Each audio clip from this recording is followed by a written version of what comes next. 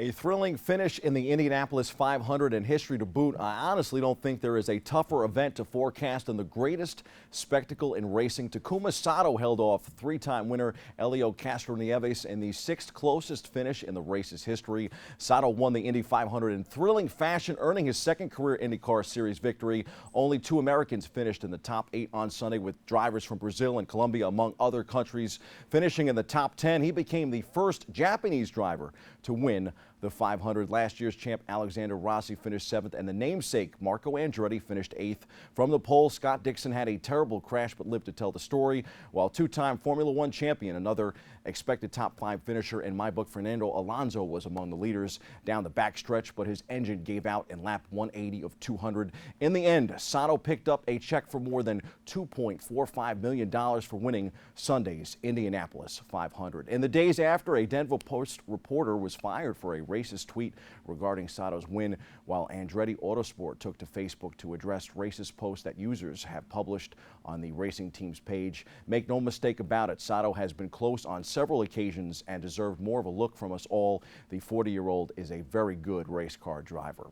In NASCAR, a surprise of its own on Sunday in the Coca-Cola 600 at Charlotte Motor Speedway. Austin Dillon earned his first Cup Series win.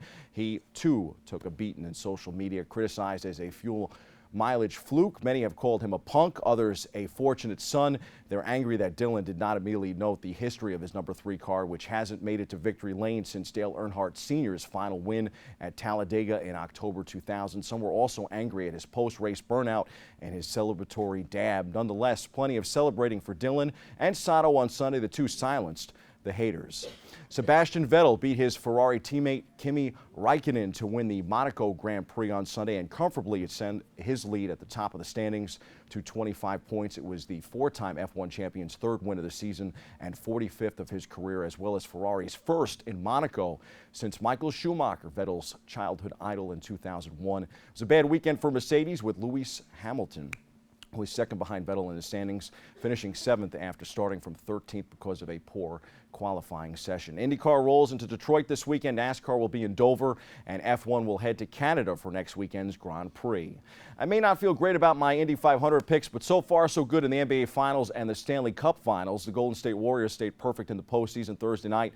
The Warriors were dominant in Game 1, defeating defending champ Cleveland 113-91. Kevin Durant's 38 points headlined the win. He became just the 4th NBA player to score at least 25 points in his first 6 NBA Finals games. Durant attacked the rim relentlessly all night for Golden State, which entered the series 12-0 this postseason after posting 4 game sweeps in each of the previous 3 rounds. Durant threw down 6 dunks and racked up 23 points alone before halftime. Game 2 of the series is Sunday. From the NHL lights, Pittsburgh is 2 wins away from winning back-to-back Stanley Cups. The Pens lead Nashville 2-0 in the finals. Game 3 is Saturday in Nashville. Game 4 is Monday.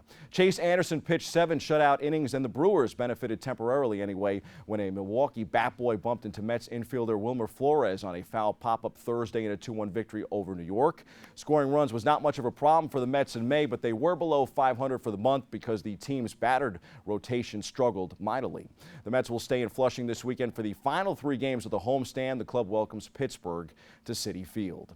CC Sabathia won his 4th consecutive start. Aaron Hicks had a career-high 6 RBI, and Gary Sanchez homered twice to lead the New York Yankees over the Toronto Blue Jays 12-2 on Thursday night. Last week we featured Yankees Hope Week on the show. Pretty cool. Stay here. The Yankees, stat here, the Yankees are 31-12 during Hope Week in the 9 years of existence. In May, the Yankees cooled off a little bit from their play in April, but still finished the month atop the American League East. While the starting pitching faltered a little bit, the bats produced at a top 10 level. Aaron Judge has more than tapped into his prodigious power in his rookie season. His 17 homers have an average true distance of 410.1 feet. Home run derby for Judge at the All-Star break? Well, it looks like if nothing else, Judge will be in the All-Star game itself.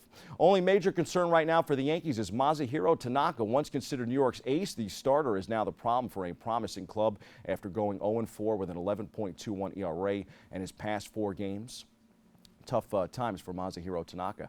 Time for some quick hitters from around the world of sports. Golf legend Tiger Woods made headlines this week for his DUI arrest. It was his It was at first presumed because of alcohol, but it appears medication caused Woods to fall asleep at the wheel. Sadly, it's becoming more and more clear that injuries and off-the-course issues could mean we'll never see Woods at his best again. On the NFL gridiron, the New York Giants and their standout defense think that they could be better this year. There are areas the Giants defense could certainly improve. The two most significant stats were they did not grade out well last season. They go hand in hand. Passing yards per game and sacks per pass attempt. They finished 23rd in both categories. Big Blue won 11 games last year, but odds makers see the Giants at less than 40% chance of making the playoffs this year. That's seventh best in the NFC. The Jets announced their training camp schedule. Players report on July 28th. The first of 8 public practices is July 31st. The green and white practice scrimmage is August 5th at MetLife Stadium. All practices will be at their facility in Florham Park, New Jersey. There are no practices on Long Island this year. The Jets have traded safety Calvin Pryor for Browns linebacker Demario Davis, a source confirmed. Davis played with the Jets from 2012 to 2015. The Jets had been trying to trade Pryor since the draft when they picked Jamal Adams in the first round. The Jets' massive rebuilding project, which on Thursday saw Calvin Pryor off to the Browns, is about as much about attitude as it is about production. The Jets' current regime has now dumped 3 former first-round picks from prior regimes: defensive end Quentin Coples, corner D. Milner, and now Pryor. Jets legend Joe Namath celebrated his 74th birthday this past week. Broadway Joe was only 25 when he walked into the Orange Bowl with his trademark white cleats and stunned the Colts in Super Bowl III. His popularity remains very strong here in New York. Brooklyn Nets star Brook Lopez remains strong in his dedication to the organization. Lopez says he wants to stay in the BK and that he remains all in with the Nets. Meanwhile, the Knicks are talking possible trade for Portland's first-round draft pick. The Knicks have been in talks with the Trailblazers about acquiring one of Portland's first-round picks, a source confirmed to ESPN. The Knicks have workouts scheduled with at least one player pegged for a mid to late first-round pick in UNC's Justin Jackson, and are looking to acquire a second first-rounder to add to the pick that they currently own, the number 8 overall pick. Portland owns the 15th, the 20th, and 26th overall picks. The Knicks and Blazers discussions were first reported by the Sporting News. Fight fans, UFC 212 goes down in Rio de Janeiro, Brazil this weekend. Aldo vs. Holloway will headline the card. In the MLS, NYCFC tied the New England Revolution 2-2 Wednesday. They will face Philadelphia Saturday. The Red Bulls, coming off a 2-1 win over the Revolution, will face Montreal on Saturday. The New York Liberty have opened the season with a 2-3 record. They host Dallas tonight at the Garden. The Liberty will try and snap a 2-game skid. Mr. Met made an obscene gesture at fans during Wednesday night's contest, and the Mets said the person in that role during Wednesday's game will not work in that costume again. Although Mr. Met doesn't have 5 fingers, the mascot did a good job of using the middle one to express himself. Troubling first half of the season for the New York Mets.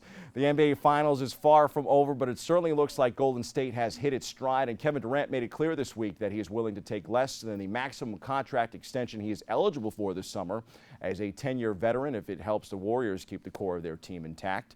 Durant's gesture would allow the Warriors to keep their entire core together for years to come. That's even if star point guard Steph Curry signs one of the first 5-year Supermax contracts under the new collective bargaining agreement, in which a team can reward one designated veteran per year with a contract starting at 35% of next year's projected $100 million salary cap. Those are the headlines. We hit the C-list for a quick NBA Finals thought.